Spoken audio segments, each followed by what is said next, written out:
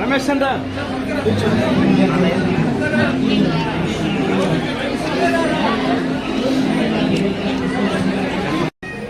శివుని ఆరాధనకు పవిత్రమైనటువంటి మాసం. ఈ మాసం నందు మన వైశ్య సోదరులందరూ కూడా ఒక మంచి వాతావరణంలో ఆర్యవైశ్య సంఘ అధ్యక్షుడిగా తటవర్తి రమేష్ గారు ఒక కొత్త వరవుడికి నాంది పలుకుతూ వ్యయ ప్రయాసలు ఓర్చుకొని ఈరోజు గెలిచిన అధ్యక్షుడైన రోజు నుంచి నిరంతరం కూడా నెలకు ఒక కార్యక్రమాన్ని నిర్వహిస్తూ ఆర్యవైశ్య సోదరుల యొక్క గొప్పతనాన్ని వాళ్ళ విలువలను సమాజానికి తెలియజేస్తూ దైవానికంగా సేవాపరంగా అన్ని కార్యక్రమాలను నిర్వహిస్తూ రాష్ట్రంలో కావలి ఆర్య సోదరుల యొక్క యూనిటీ,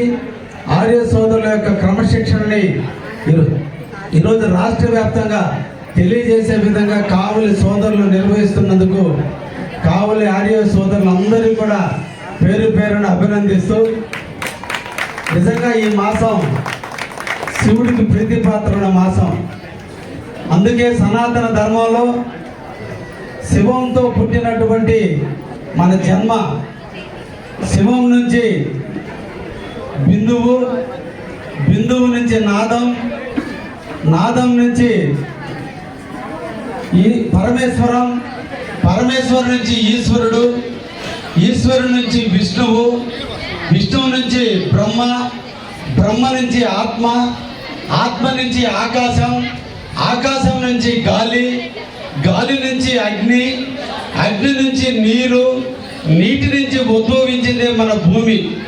ఈ పంచభూతాలు సాక్షిగా ఈ సృష్టి ఉద్భవిస్తే, ఈ ఉద్భవించినటువంటి సృష్టిలో ఈరోజు మనకు అన్నాన్ని అందించడానికి అన్ని రకాల ఔషధాలు పుడితే, మనిషి జన్మలో అన్నిటికంటే గొప్ప జన్మగా మన అవతారం ఎత్తితే 84 లక్షల జీవరాశులు పుడితే,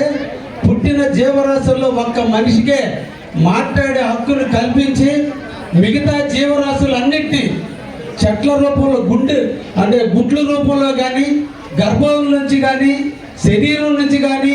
భూమి నుంచి కానీ ఉద్భవించినటువంటి అన్నీ కూడా 83,99,999 జీవరాశులు ఒక్క మనిషి కోసం పనిచేస్తున్నాయి. వాటన్నింటినీ సద్వినియోగం చేసుకోమని దేవుడైన ఈశ్వరుడు, విష్ణువు అందరూ కలగలిపి మనకి ఈ సృష్టిని ఇస్తే,